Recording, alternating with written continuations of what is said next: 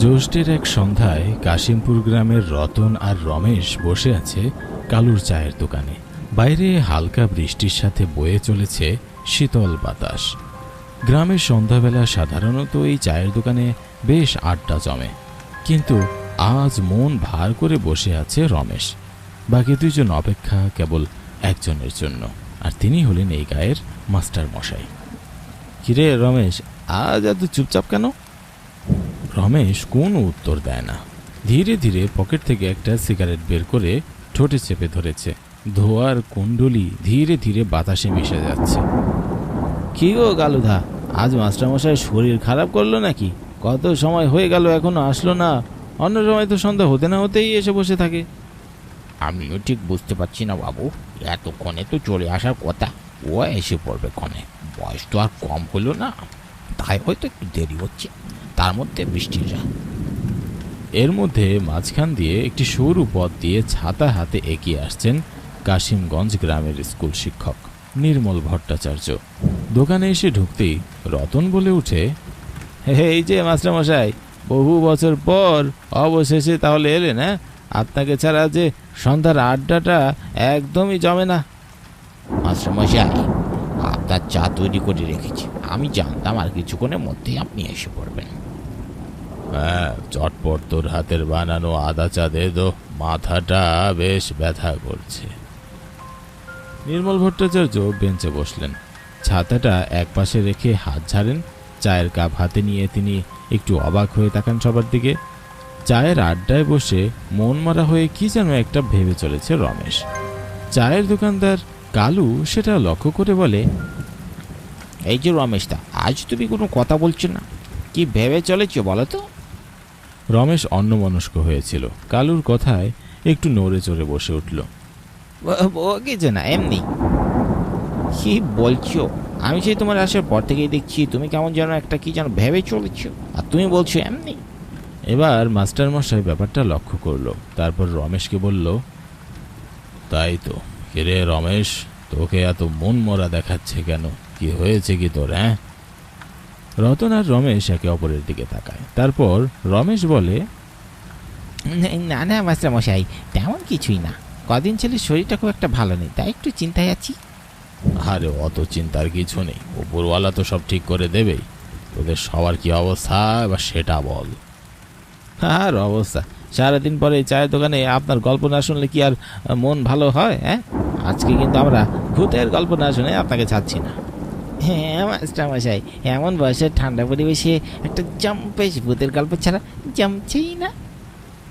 মাস্টারমশাই হেসে উঠে চায়ে চুমুক দিয়ে মৃদু স্বরে বললেন, আচ্ছা ঠিক আছে, তোরা যেহেতু এত করে বলছিস তাহলে তো একটা গল্প বলতেই হয়। তবে আজকের গল্পটা কিন্তু কোনো কাল্পনিক কাহিনী নয়, আমার সাথে ঘটে যাওয়া একটা সত্য ঘটনা, যা আমি ছাড়া আর কেউ জানে না। বেশ কিছু বছর আগে বেলতলি নামক গ্রামের একটা স্কুলে আমার পোস্টিং হয়েছিল। আমি সেজন্য শহর থেকে গ্রামের উদ্দেশ্যে বেরিয়ে পড়েছিলাম। তো আস্তে আস্তে ওই দিন বেশ কিছুটা রাত হয়ে এসেছিল। যদিও আমাকে স্টেশন থেকে একজন রিসিভ করার কথা ছিল, কিন্তু আমি সেখানে যাওয়ার পর তেমন কাউকেই দেখতে পাই না। বেশ কিছুক্ষণ অপেক্ষা করার পর অবশেষে ভাগ্যক্রমে একটা রিক্সা পেয়ে যাই। রিক্সা বেশ কিছুক্ষণ ভালোভাবেই চলার পর রিক্সাওয়ালা আমাকে বলল, বাবু, বেলতলি গ্রামে আপনি কোথায় যাবেন? বেলতলি গ্রামের স্কুলে আমি শিক্ষক হিসাবে নিযুক্ত হয়েছি, সেখানেই যাচ্ছি। যাচ্ছেন যান, আমি কিন্তু বাবু স্কুলের সামনে পর্যন্ত দিয়ে আসতে পারবো না। আচ্ছা ঠিক আছে, কিন্তু কেন? অত কেন টেনার উত্তর আমি জানি না বাবু, শুনেছি রাতের বেলা জায়গাটা খুব একটা ভালো না। রিক্সাওয়ালার কথাগুলো কেমন একটু অদ্ভুত লাগছিল। তারপরে আমি আর তার সাথে তেমন একটা বেশি কথা বললাম না। মিনিট 15-20 পর আমাকে স্কুল থেকে বেশ কিছুটা দূরে নামিয়ে দিল। আমি রিক্সাওয়ালাটাকে টাকা পরিশোধ করে সামনের দিকে হাঁটতে লাগলাম। কিন্তু স্কুলের সামনে দিয়ে যখন হাঁটছিলাম তখন আমার কাছে কেমন যেন একটা মনে হলো, স্কুলের একটা কামরায় আলো কেমন জানি জ্বলজ্বল করছে। হঠাৎ দেখি কেউ একজন হারিকেন হাতে নিয়ে আমার দিকে এগিয়ে আসছে। লোকটি আমাকে এসে বলল, মাস্টার মশাই, আপনি এসে গেছেন? আপনার আসতে কোনো সমস্যা হয়নি তো? হ্যাঁ, তেমন কোনো সমস্যা আমার হয়নি, কিন্তু তোমার না আমাকে নিতে যাওয়ার কথা ছিল। ক্ষমা করবেন, আসলে কি বলেন তো মাস্টার মশাই, আমি আপনাদের নিতেই রেডি হয়ে বসেছিলাম, কিন্তু কখন যে চোখ দুটো লেগে গেছে বুঝতেই পারিনি। পরে চোখ খুলে দেখি রাত হয়ে গেছে। আচ্ছা, বুঝতে পেরেছি। আচ্ছা আসেন মাস্টার মশাই, স্কুলের পাশের একটা ঘরেই আপনার থাকার ব্যবস্থা হয়েছে। আপনি এখন থেকে কিছুদিন ওখানেই থাকবেন। আমি আমার থাকার ঘরে প্রবেশ করলাম। দীর্ঘ একটা জার্নির পর ক্লান্ত হয়ে শুয়ে পড়েছিলাম। মাস্টার মশাই, মাস্টার মশাই, উঠুন, উঠুন। কে কে কে কে? হ্যাঁ?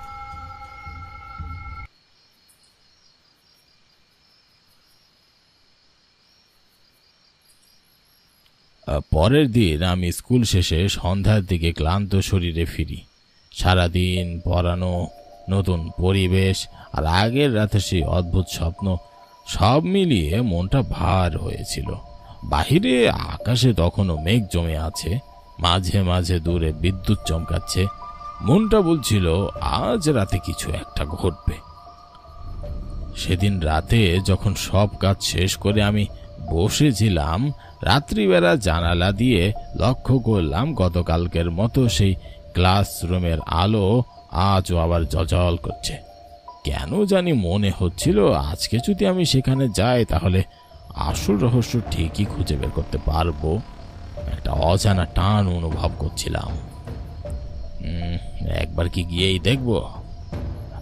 ছোটবেলা থেকে আমি বেশ কৌতূহল প্রবল। মাথায় কিছু একটা ঢুকলে সেটা শেষ না দেখা পর্যন্ত আমি থামি না। রাত তখন 11টার একটু বেশি বাজে, তাই সেদিন আমি হাতে একটা টর্চ লাইট নিয়ে নির্জন রাতে বেরিয়ে পড়লাম। ওই দিন আকাশটাও বেশ মেঘাচ্ছন্ন ছিল, মাঝে মাঝে বিদ্যুৎ চমকাচ্ছিল আর চারিদিকে বইছিল ঠান্ডা ঝড় ও বাতাস। আমি দূর থেকে একটু দেখার চেষ্টা করলাম, কিন্তু কোনো কিছুই আমার নজরে পড়ল না। তারপর সিদ্ধান্ত নিলাম যে আমি স্কুলে কামরার ভিতরে যাব। মনের মধ্যে আমার ভয়ও হচ্ছিল যদি কোনো চোর ডাকাত হয়, তাই হাতে একটা লাঠি নিয়ে স্কুলের কামরার জানালার দিকে এগিয়ে গেলাম। কিন্তু জানালার পাশে গিয়ে যা দেখলাম তাতে আমার সমস্ত শরীর শিউরে উঠল। আমি দেখতে পেলাম ক্লাসের ভিতরে একটা কঙ্কাল টেবিলে বসে কাদের যেন পড়াচ্ছে, কিন্তু আশ্চর্যের বিষয় ক্লাসে সে ছাড়া আর কেউ ছিল না। আমি এসব দেখে সেখান থেকে দ্রুত চলে আসতে লাগলাম।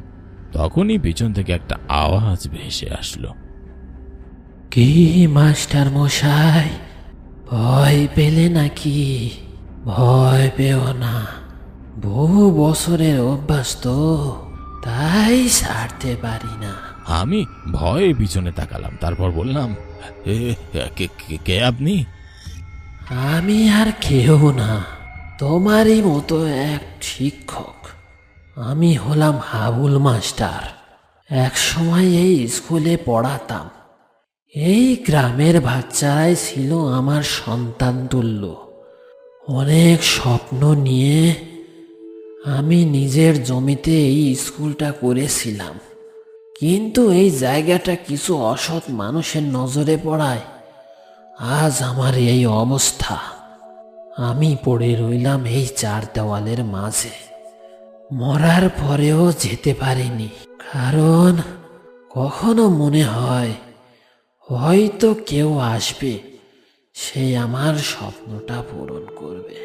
আমার কিছু সঞ্চয় যাই স্কুলের জন্য রেখে গিয়েছিলাম, কেউ খোঁজ নেয়নি।